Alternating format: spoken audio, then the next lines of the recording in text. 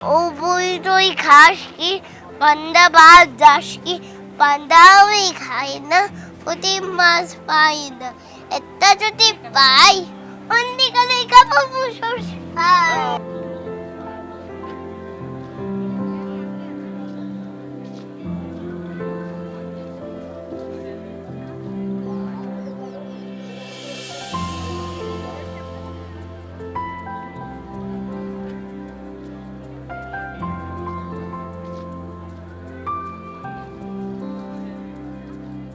বইমেলায় রোজাতে প্রভাব পড়ে, যেহেতু আমরা মুসলমানদের মানে ধর্মীয় একটা অনুভূতি আমাদের আছেই।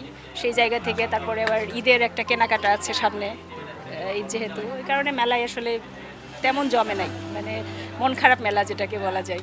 রোজা চলতেছে, তার পরিপ্রেক্ষিতে দেখা যাচ্ছে আগের বছরগুলোতে প্রচুর আমরা বিক্রি করছি, প্রচুর ক্রেতা ছিল। এখন সে অনুযায়ী ক্রেতা অনেক কম। তার প্রধান কারণ হচ্ছে সবাই রোজা রাখে, বা এই সময় আসার একটা সামনে ঈদ আছে, সেই অনুযায়ী সেল এখন অনেক কম। পবিত্র রমজান মাস থাকায় একটু ভিড় কম হচ্ছে, লোকজন কম আসছেন। রোজায় অনেকেই ক্লান্ত, কিংবা ইফতারের পরে সবাই আবার তারাবি পড়ায় ব্যস্ত থাকবেন। স্বাভাবিকভাবে লোক সমাগম একটু কম, কিন্তু তারপরেও আমি বলবো যে যারা আসছেন তাদের মধ্যে এক ধরনের উৎসাহ দেখতে পাচ্ছি। এবং আমার মনে হয় যে এবারের অভিজ্ঞতা সামনে রেখে যদি মেলা কর্তৃপক্ষ আগামী বছর জানুয়ারির শেষের দিকে মেলাটি শুরু করে সামনের রোজার আগে আগে শেষ করে দেন, তবে মেলাটি আগের মতো জমে উঠবে।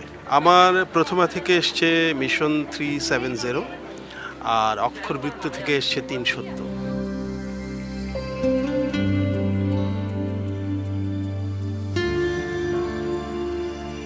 আসলে আমি ওই বইপ্রেমী মানুষ, সাহিত্যপ্রেমী মানুষ, সেজন্য বইমেলাটা আমার একটা প্রাণের খোরাক, মনের খোরাক। এখানে আসলে যে একটা অপূর্ণতা, সেটা আমি পূর্ণতা পাই। আর আমি প্রতি বছরই অমর একুশে বইমেলা থেকে অন্তত 5,000 টাকার বই কিনি। খুব ভালো লাগছে, প্রতি বছরই বইমেলায় অনেক আশা হয়। অ্যান্ড আমি এবার বেশ কয়েকটা বই কিনেছি। যদিও আমার গত 2 বছর আসা হয় নাই, বাট এর আগে সবসময় আসা হতো। তো এবার বেশ কয়েকটা বই কেনা হয়েছে আমার, হুমায়ুন আহমেদের, তারপরে আনিসুল হকের, আরও বেশ কিছু নতুন নতুন রাইটারের বই কেনা হয়েছে।